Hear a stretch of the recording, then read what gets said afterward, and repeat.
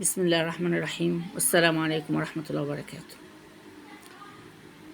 ولادي بيحبوا كشري قوي وبيحبوا يشتروه من بره. اعمله لكم مش راضيين، راحوا جابوا العلب دي من بره.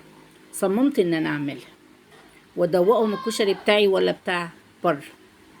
المهم عملت الكشري بالطريقة دي وفي نفس العلب اللي هم جابوها عشان اعرف الفرق فين. الكشري بصراحة طلع تحفة وجميل، وحطيت لهم في نفس العلب وقلت لهم دوقوا كده. دقوا الكشري قالوا لي فعلا اجمل من بره بكتير.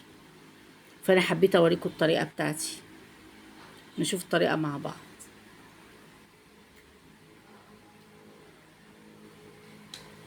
معايا العدس بتاعي، انا غسلته عدس بجبه، غسلته كويس وحطيته على النار وحطيت ميه علشان المكرونه. بصراحه انا ما بحبش الكشري اللي في حله واحده ده، انا بحب كل حاجه لوحدي. معايا هنا بصلتين كبار قطعتهم شرايح، حطيت عليهم رشة دقيق عشان نحمره مع بعض عشان يبقى مقرمش. هنخلط البصل بالدقيق. العدس بتاعي، هنحط المكرونة بتاعتنا. معايا مكرونة صغيرة ومكرونة سباكيتي. نحط معلقة ملح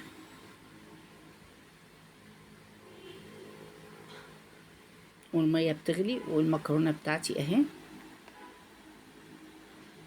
هسلق المكرونة ونشوف هنعمل ايه.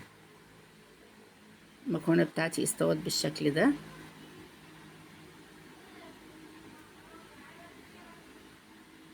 هصفيها ونحطها في حلة تانية. صفيتها بالشكل ده، نحط عليها معلقة زيت ونقلبها ونركنها على جنب. الحلة بتاعتي اعمل فيها الصلصة بتاعت الكشري. معايا هنا زيت، هحمر فيه البصل الاول. البصل اهو نحمره كويس.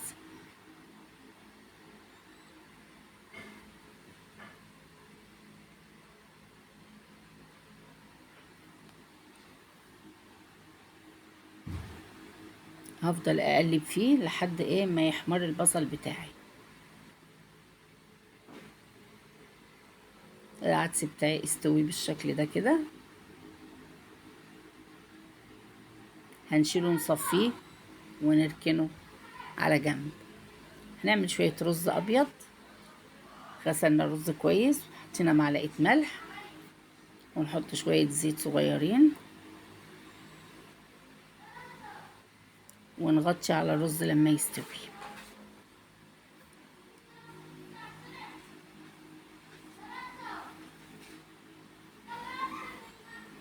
هنحمر البصل بتاعنا لما يوصل للون الجميل اللي انتوا شايفينه ده.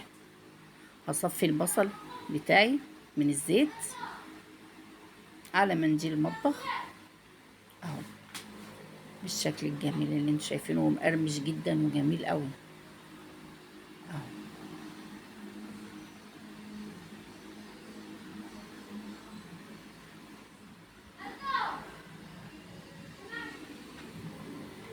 الزيت بتاعي هحط فيه الثوم، معلقه ثوم كبيره هنشوحها بالشكل ده.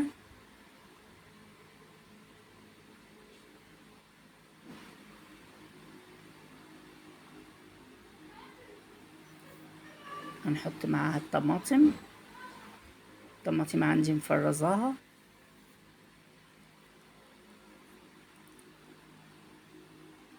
بالطريقه دي كده اهي، اغطي عليها لما تسبك. الرز بتاعي استوى بالمنظر الجميل ده. الطماطم بتاعتي اتسبكت اهي.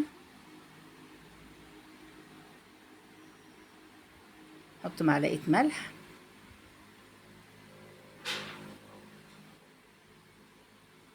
نص معلقه فلفل اسود معلقة كمون ومعلقة كزبرة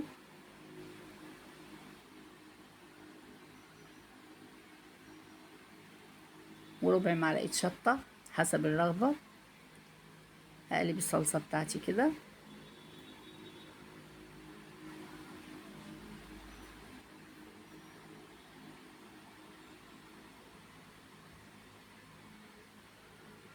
واحط لها ربع كوباية خل، وكده غرفنا الكشري بتاعنا وطلع بالمنظر الجميل ده. جربيه ومش هتندمي. ولو عجبك الفيديو ما تنسوش اللايك والاشتراك في القناة وتفعيل الجرس. والسلام عليكم ورحمة الله وبركاته. قناتي اسمها بسم الله معانا وبسم الله معانا.